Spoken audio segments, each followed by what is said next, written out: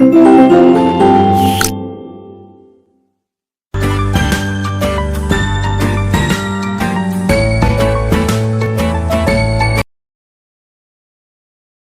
students, today we are here to discuss about chapter number 3 and the name of the chapter is gender discrimination. ठीक है, so gender inequality has been a social issue होता है India में, इसका gender equality का for centuries से many part जो है इंडिया के, जो अगर लड़की का जन्म होता है so child is not welcome in well known, तो उसका अच्छी तरीके से स्वागत नहीं किया जाता. It is known fact to जो डिस्क्रिमिनेशन भेदभाव शुरू हुआ था from even before the child girl is born and sometime she is killed as a fetus and if she manages to see the light of the day she is killed in an infant, which makes up the highly skewed child sex ratio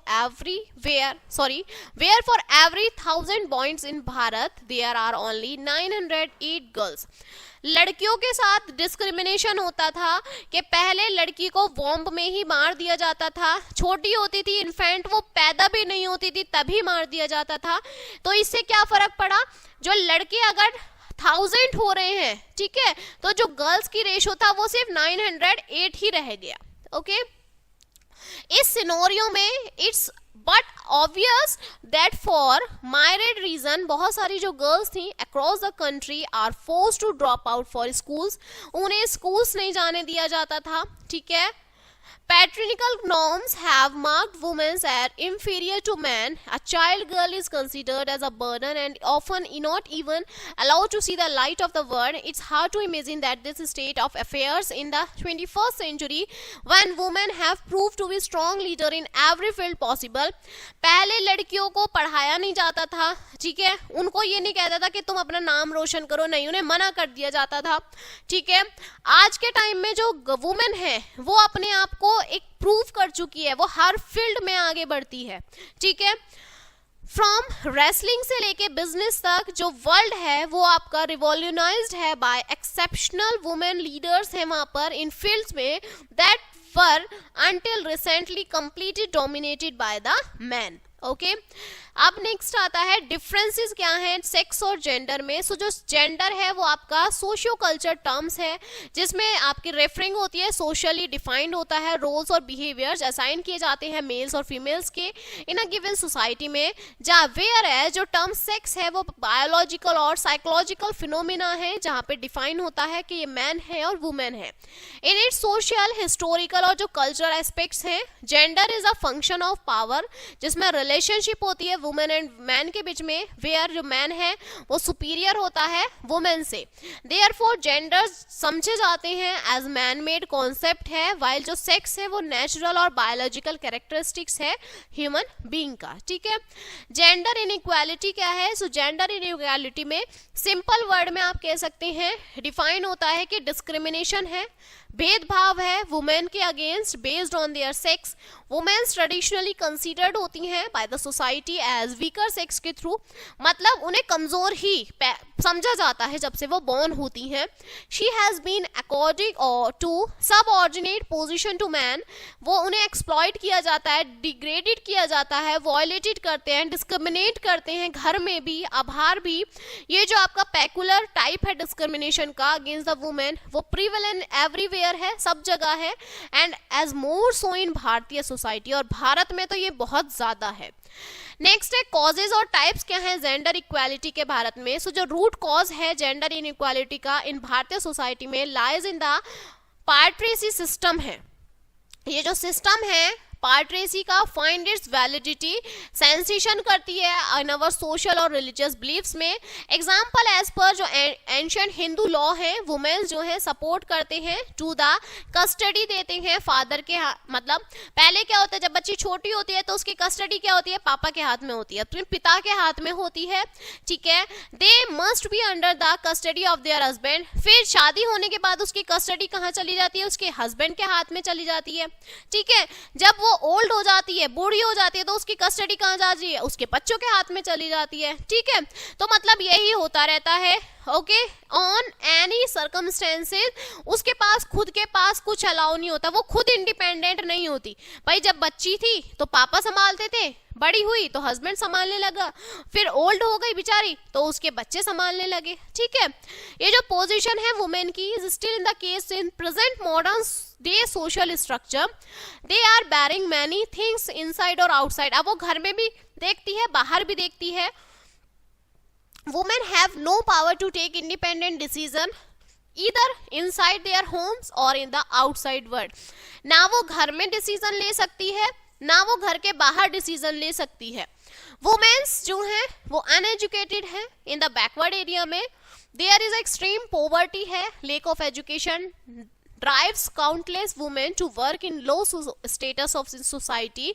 women जो हैं not getting unequal pay for equal or more work but also they get only low skill jobs। उनको जो job मिलती हैं वो लो skill की ही मिलती हैं। ठीक है, lower wages are paid, this is major form है इनइक्वालिटी का on the basis of gender. लड़कियों को पढ़ाने के लिए हमें वेस्टेज ऑफ मनी लगता है। ठीक है, बैड इन्वेस्टमेंट लगता है क्योंकि she is bound to get married and leave her parental. लोग क्या सोचते हैं, अगर आप लड़कियों को पढ़ाएंगे तो उन्हें क्या जाना है, शादी करके दूसरे घर जाना है। इस वजह से लोग उन्हें नहीं पढ़ाते हैं, उन्हें अच्छी एजुकेशन नहीं देते हैं। Because of not having good education जो वुमेन्स हैं उनके लैकिंग होती है प्रेजेंट डे में, डिमांडिंग ऑफ जॉब स्किल्स नहीं होती हैं। वेयर एज जो ईच ईयर का जो रिजल्ट है, मतलब उनको 12th करा देते हैं, पास 12th करा देते हैं, always doing better than boys. ये शो करता है कि जो एजुकेशन ऑफ गर्ल्स है वो स्टॉप कर दी जाती है 10th या 12th के बाद। पेरेंट जो है स्पेंड नहीं करते मनी उनके पढ़ाई पर, तो ये जो है सबसे ज्यादा कमी है। Why they lake in the job market, वो जॉब में क्यों नहीं जा पाती? भाई 12th और 10th का बच्चा तो कुछ नहीं कर पाता, उसके पास स्किल्स नहीं होती, उसके पास डिग्री नहीं होती, उसके पास नॉलेज नहीं होती है। ठीक है, नॉट ओनली इन एजुकेशन में ही नहीं, फैमिली हैबिट्स में भी जो मेल चाइल्ड है उसको न्यूट्रियस मिलता है, उसके पसंद का खाना मिलता है। लड़कियों को क्या करता है, हमेशा पीछे रख देते हैं, अच्छा लड़के ने जो खाया वही खा लो तुम, ऐसे कर देते हैं। ठीक है, यही होती है जेंडर इनइक्वालिटी। ओके, नेक्स्ट है सोशल रिफॉर्मर्स और for employment of women। so there have been a number of social reformers in case of women में in history में। find first of all we can discuss the name of Raja Ram Mohan Roy, जो आपके doctrine थे ब्रह्मो समाज के। Led emphasizes of women education के लिए उन्होंने बहुत एम्फेसाइज किया, रिमैरिज ऑफ विडो के बारे में। ठीक है, ईश्वर चंद्र विद्यासागर दूसरे आपके पर्सन थे जिन्होंने मूवमेंट किया, कब चाइल्ड मैरिज के थ्रू एंगेज किया विडो की रिमैरिज को। स्वामी दयानंद सरस्वती फाइंड किया इन्होंने आर्य समाज, इन्होंने बताया इंपॉर्टेंस बताई एजुकेशन की वुमेन्स के लिए, अबोलासाइज किया सती सिस्टम को, फीमेल इन्फेंटिसाइड्स किए। सर सैयद अहमद खान, इन्होंने वर्क किया एजुकेशन पर वुमेन्स के लिए। Due to the social reformers जो थे 19th सेंचुरी के, जो कंडीशन है वुमेन्स की हमारी कंट्री में वो थोड़ी सी इम्प्रूव्ड हुई। ऑल द सोशल लेवल जो थे, dowry system, sati system, child marriage, polygamy, female infanticides, ये सब जो है प्रोबिनेटेड किए गए लॉज के थ्रू, कंडीशंस बताई वुमेन फॉक की, इम्प्रूव किया गया उनको सोसाइटी में। ठीक है, फर्स्ट है women are giving right to vote, उन्हें वोट देने का अधिकार दिया इंडिपेंडेंस के बाद। जो आपके डेमोक्रेटिक राइट्स थे वोट के, उनको लोगों के जो उन्हें दिए गए, विदाउट बिना आपकी जेंडर के बेसिस पर, कास्ट, कलर, क्रीड के बेस पर, के कोई भी वोट दे सकता है। ठीक है, वुमेन्स जो हैं उनके पास भी राइट आया, बिना आपके विदाउट एनी डिस्क्रिमिनेशन के थ्रू वोट दे सकते हैं। इसका मतलब जो वुमेन है वो पार्ट है डेमोक्रेटिक सेटअप के कंट्री का। फिर आता है इक्वल शेयर दिए गए प्रॉपर्टी में, जो वुमेन है has not share in the property of the parents, वो पेरेंट्स की प्रॉपर्टी में भाग नहीं लेती, ऐसा कहते थे। बट आफ्टर इंडिपेंडेंस के बाद जो गर्ल्स हैं उनका भी इक्वल शेयर होते हैं बॉयज के थ्रू ही अपने माँ बाप की प्रॉपर्टी में। ठीक है, ड्रॉरी को रोका गया। ठीक है, जो वुमेन है वो फेस करती थी बहुत सारी problems, obsessive because of social level of dowry. दहेज प्रथा जो थी, दहेज लिया जाता था उनसे, लेकिन गवर्नमेंट जो है भारत की, उन्होंने दहेज के खिलाफ लॉ बनाए, डिक्लेयर किया कि इसके डिक्लेरेशन के बाद एक बड़े लार्ज एक्सटेंड हुआ, उसको एबोलिशाइज किया गया।